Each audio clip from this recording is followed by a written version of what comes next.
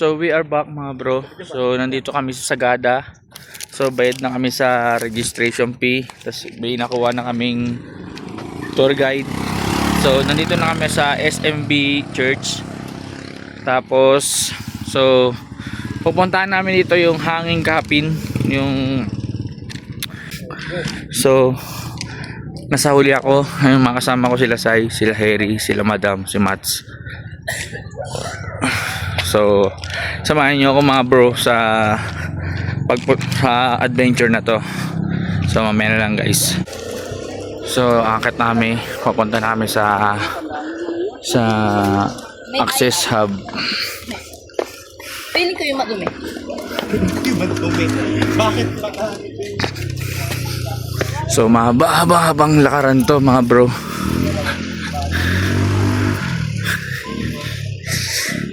Ganda ng tanawin dito. Ayan mga bro. Ayan mga kasama ko. Anong kami.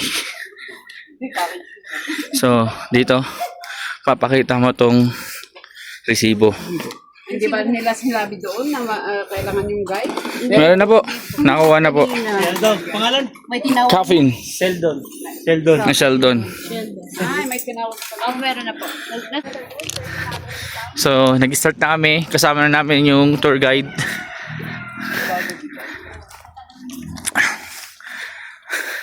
Samahan nyo ako mga bro sa adventure na to. Nandito nga kami sa Sagada. Sagada kami.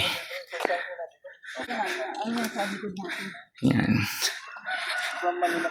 Quezon City po. Okay. Sige. Naka-record to. Sige, ganyanin nyo ako ah. Sige, ganyan talaga sila mga bro. Another day, another camp, another adventure. Mang.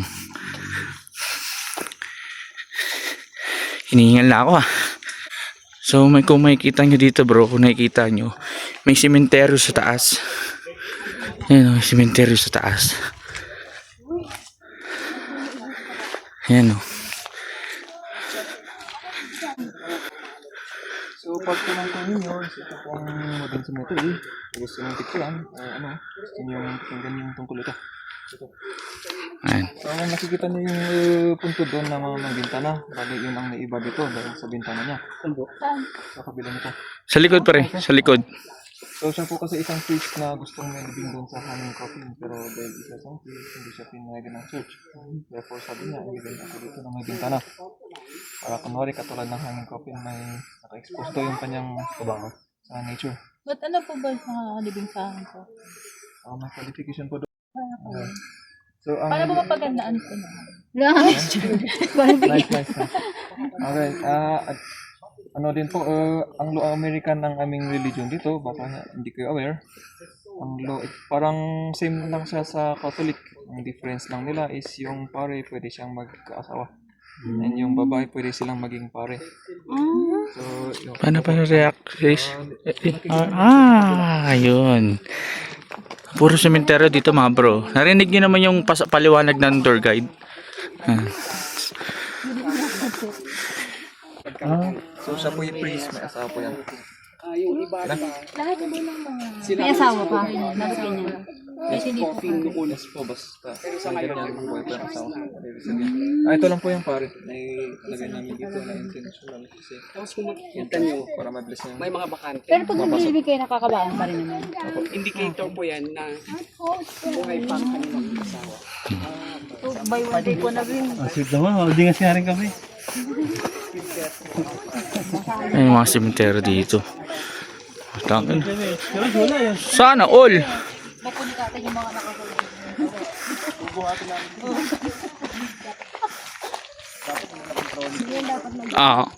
So dito tayo sinusundan lang natin yung tour guide natin. Pagod ah. Kapag meaning ng ano yun, gamit natin. Sweet naman na nasa unahan. Wow. Kaya na siya kuya pag ano, talagang pag may asawa ko, sila may bakante na talaga kahit ano. Ano yung mga anak nila? Iba rin yun. Ito parang dito kaya.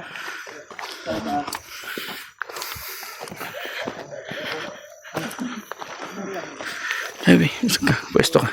Yun yan. Bali ito ang pinakamalawak sa tatlong cemetery dito. Sa Central Zone. So kung napapansin niyo, halos lahat sila nakaharap doong banda. Nakita niyo? Diyan kasi ang aming east, doong banda. Usually, yan ang belief namin na daan daw namin sa heaven. Sa east. Kami namatay. Opo. Yung sunrise pa. Additionally, makikita din ninyo, bawat puntog may uling sa tabi nila. May ano po? Uling. Actually, hindi na masyado clear ngayon kasi matagal na yung November 1. And ang ginagamit po namin doon is hindi kandila. Yung panggatong na nakukuha sa mga pine trees, usually yung nasa roots, Yung mabulsa. pangkato. We call it disaon. Yun ang ginagamit namin kasi dito mahangin usually pag sa November 1, umaambon po minsan. So hindi practical na ginagamit yung kandila. And para mainitan daw yung patay. Traditional. And familiar pa sa 44, yan ang punto niya. Isang sa 44 na namatay sa 44. Ito nga pala bro yung sinabi ng tour guide na isa sa matay sa SUP 44. Dito naman sa likod yung Ito. SUP 44. Sampo, World War II, sampo sir? Dito naman yung mga namatay sa World War II. and dito naman sa taas is logo pa. Wa? Tawag ng globe. Mga patay ko din.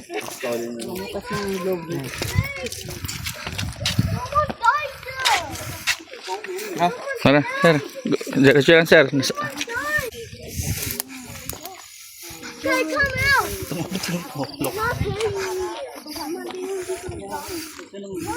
Nasa sementeryo pa rin kami.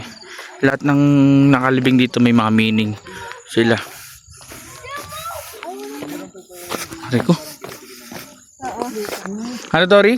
Libre yung Ang layo kasi. Libre yung dito.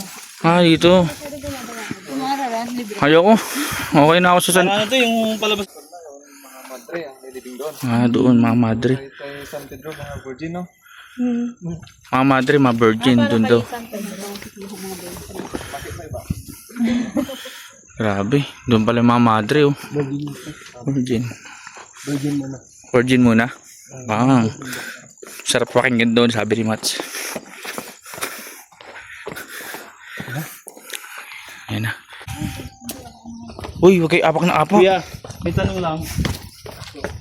Last na pumunta kami dito, hindi kayo pinapasok dahil may ritual daw. Dapat.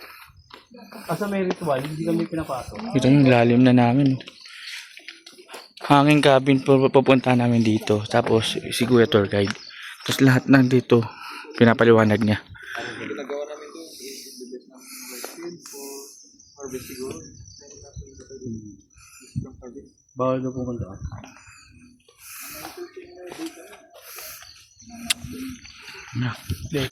Kabalik tayo dito.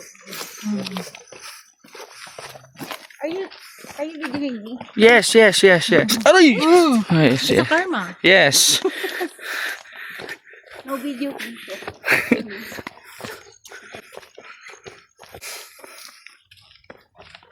Paano reaction ron? Paano reaction ko?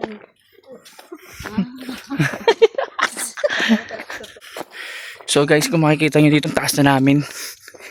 Yung tour guide namin dito sa Sagada.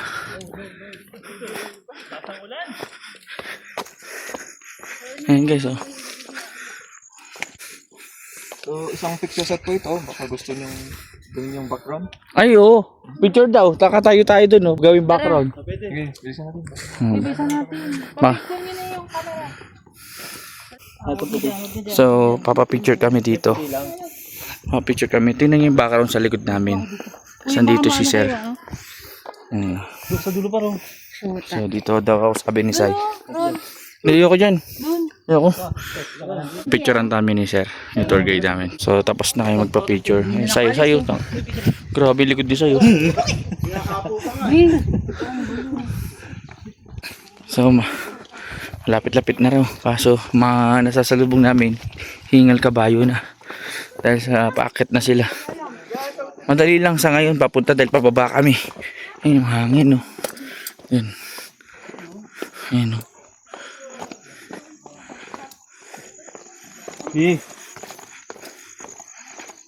Picture ka. So ayan guys, so makikita nyo taas na namin.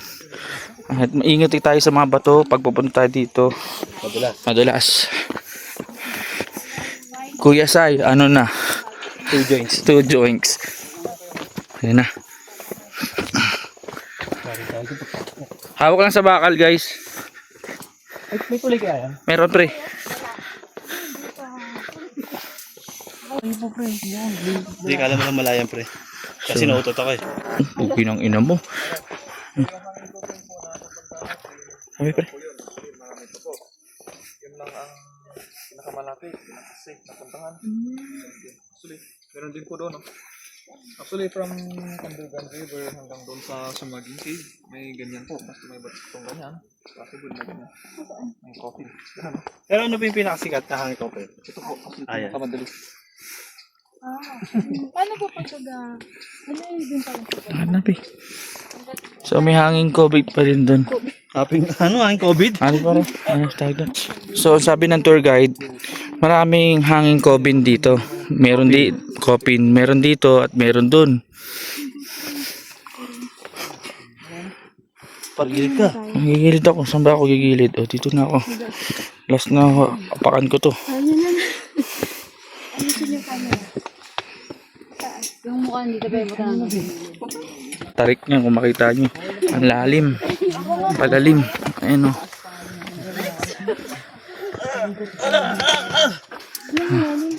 So makikita nyo guys, ang lalim pababayan. No? Hawak lang sa bakal beng.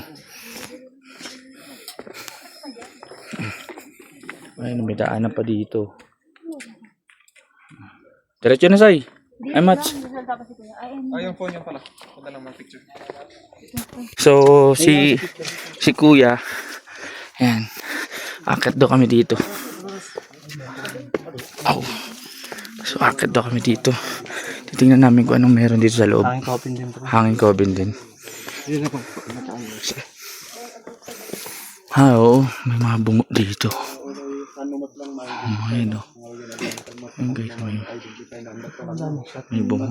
Ayun o, may mga bungo. Hangin COVID dito. Yung mga nakatira. Legit yan mga bro, mga bungo dyan. Kung ganito. So guys, tinan nyo matapang daw sila. Ayan.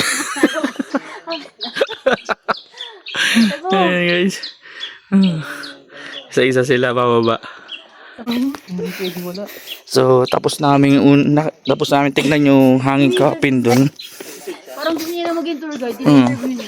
So guys, pababa, ingat lang talaga tayo sa hagdan at sa bawat hakbang natin. Ngayon sila nakakasama natin. First ano to? First, Trekking ng pang. Kaya bakit nakalabas yung mga bungo? Nadaki lang siguro yung ano, kahoy. Natira na yung ano.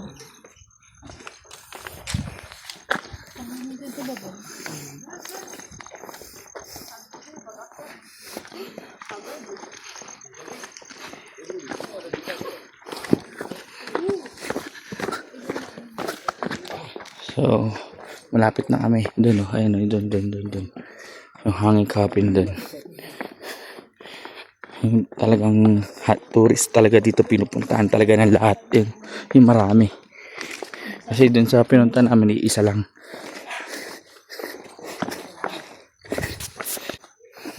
Baho, di ba naamoy mo? So guys, malapit na kami. wow, itong ginawa.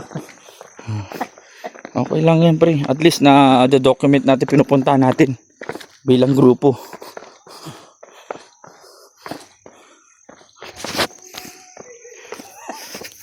Ayan, tingnan natin kasama natin. Ayan sila. So ayan, malapit na tayo guys. Ay, packet para. Packet pa. Ang taas. Tarik. So susundan lang natin yung ayun o, mga kuweba dito. Tingnan nyo yung mga kuweba.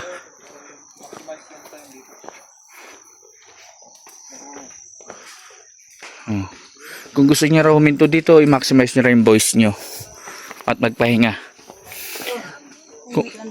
Kung gusto niya raw magpahinga dito, maximize lang, konti lang yung ingay.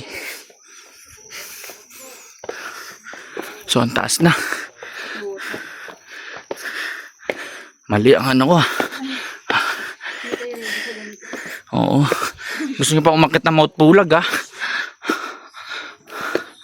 Shhh. Huwag daw maingay.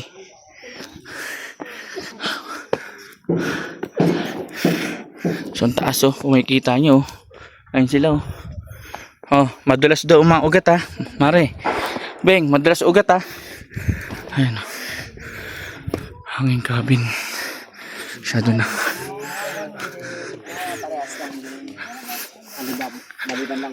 Saan na kami?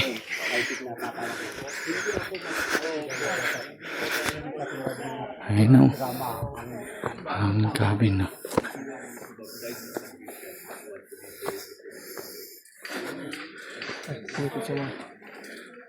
Ayun guys oh. Hanging cabin. Taas niyan.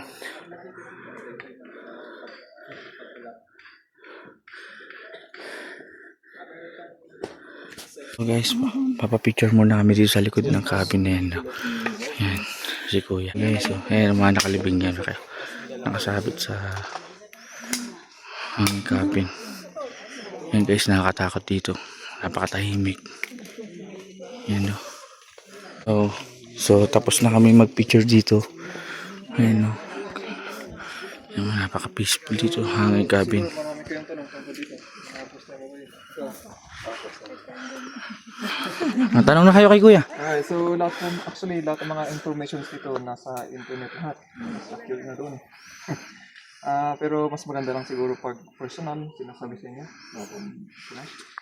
So bali umpisa natin sa dahilan kung bakit nakakang ang mga yan.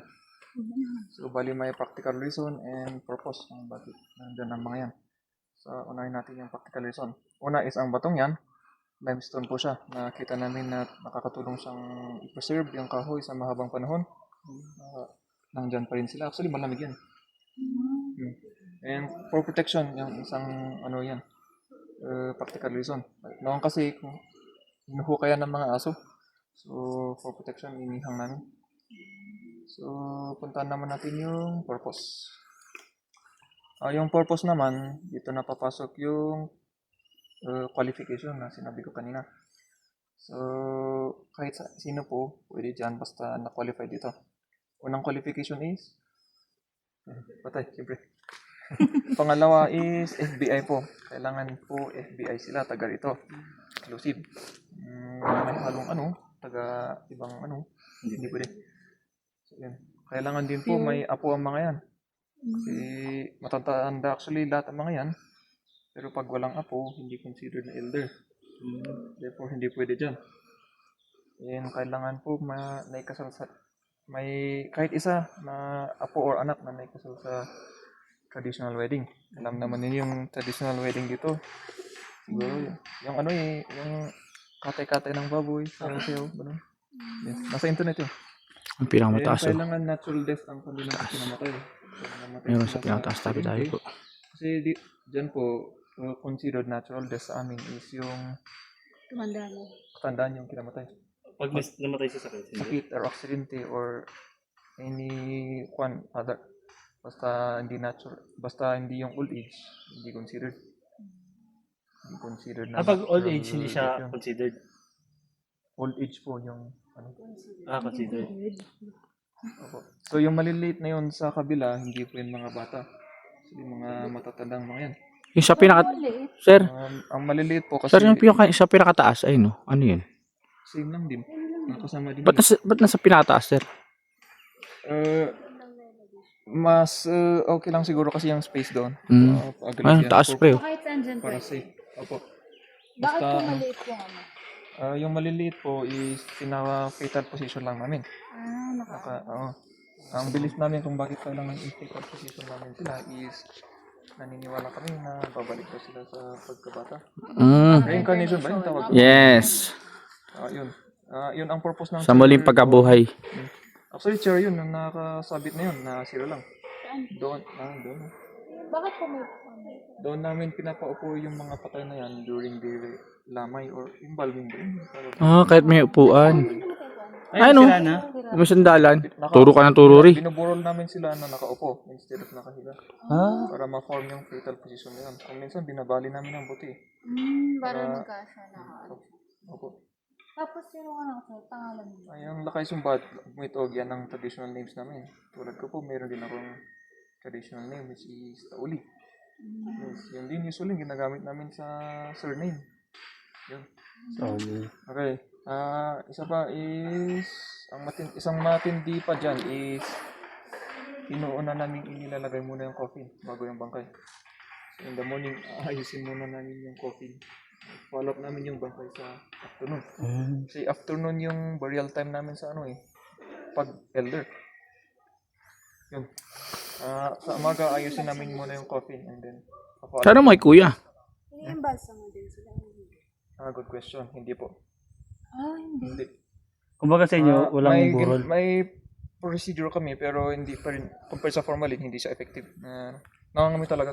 Same lang ba kayo, sir, sa Muslim? Yung di na inambalsa mo? Para sila ng Katoliko rin. Okay. Iba lang sila. Pausok ang ginagawa namin. Pausok. Oo. Pero compared sa formalin kasi tinutusok talaga yun. Hindi effective. Nangangamoy talaga. Matindi dyan.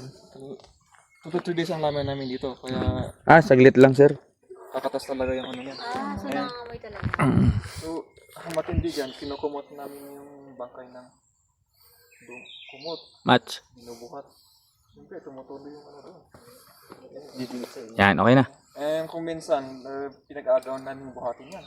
Kasi mga babae, nakikibuhat din sila eh. Bakit, kuya? Bakit? Kasi halos lahat, wala pong doon, exempted lahat. Grabe na buhat. Basta kaya mo. Parang privilege Basta sa inyo kaya na mo. mabuhat yung batay. Opo, yes po. Exactly. Parang ipapasa yung skills ng patay, pilit namin. Yes. Kasi sa tagal na panahon na sila nabubuhay, pilit namin, marami silang natutunan. And yung long life, yung exclusive na gusto Kasi namatay sila kinatandaan na nila. they were able to live that long. Gusto namin yun, yung long life. Mapasa sa ano. And ito ang maganda sa mga Amerikano nang sila dumating dito. Nakikita yung may mahaba, may maliliit. Apo. Yung mahaba, inintroduce po yung inintroduce yan ng mga Amerikano. Dati, yun ang talagang tradition nyo, yung maliit. Yes. So, compared sa mga Spanish, hindi nila totally tinanggal yung culture namin. Instead, na-introduce sila na mas better way sa patay and yung pahiga. Hindi na po yung paupo. Actually po. Mas original to. Sina nga din pala tawag namin sa mga maliliit na yan. Tawag ko? Anong tawag ko? Sinangadil. Sinangadil. Ilang years na? 1960s ang pinakauna sa site na ito and 2010 yung latest. So dito wala pong status na sinusunod. Pare-parehas po lahat ang mga yan. Ang mas mataas, yun ang mas naunang nilagay. Bali, pinakababa yung latest. Yun. Actually, marami pa po. Kung gusto nyo, puntahan natin yung isa doon, mas mataas pa. Pero never na-check na binuksan or ano. Hindi, basta nailagay dyan. Bawal na. Tara, punta natin. November 1, pinupuntahan din yung taas na rin. During November 1, hindi namin ito pinagpuntahan. Pinupuntahan lang namin sa taas kasi ang bilis namin. Sila mismo ang bibisita sa bahay namin. Ang ginagawa lang namin is kumakatay kami ng manok. Alay. Gagawa ng certain ritual. Pero yung ganyang ganyang tradition, yung ginagawa pa ng ganyan. Since 2010, wala na po. Pero Pero pwede pa rin siya gawin. yes po. Hindi ibig sabihin po noon na 9-2 na. opo.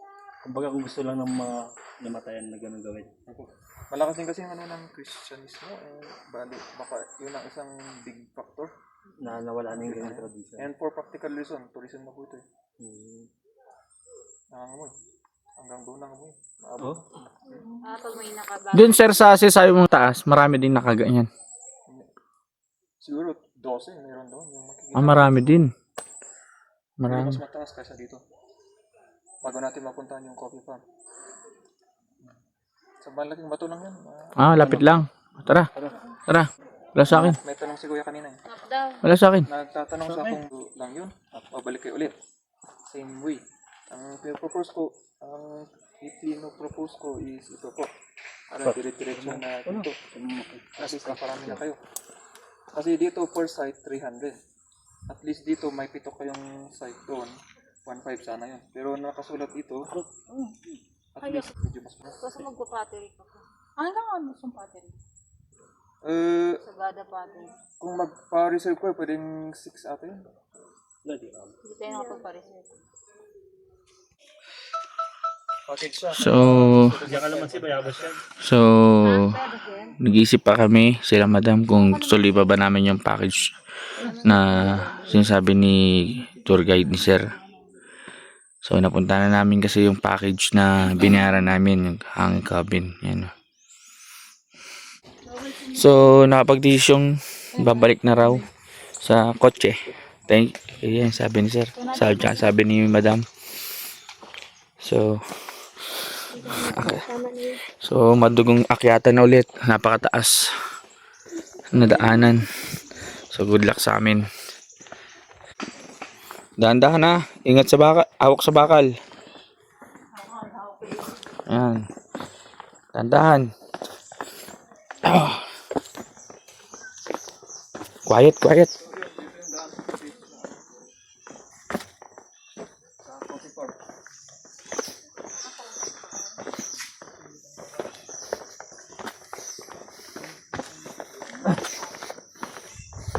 Pre, nanginginig tuhod ko, pre.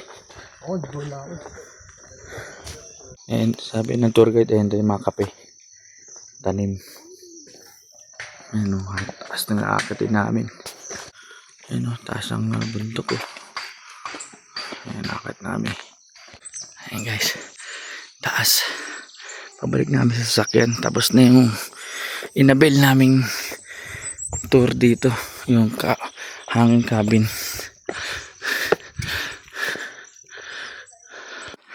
So guys, taas ayun, akatin namin pabalik. Yun hanging cabin kung nakikita nyo. Ano, taas. So pabalik namin sa sasakyan. So taas ko na. Kunti na lang. Okay lang kayo, ma'am? Okay lang kayo, ma'am, sir? Uy, pagod na si Mas, di na namamansin.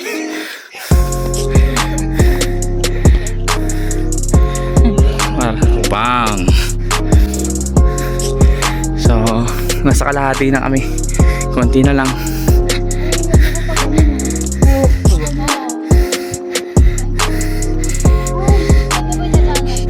So hanggang dito na ang aking vlog.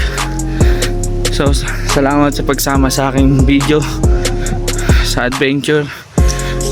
Minabutan na kami ng ulan sa gitna ng daan sa pagbalik sa sasakyan. So maraming salamat sa nanonood na aking mga video. Peace up and subscribe.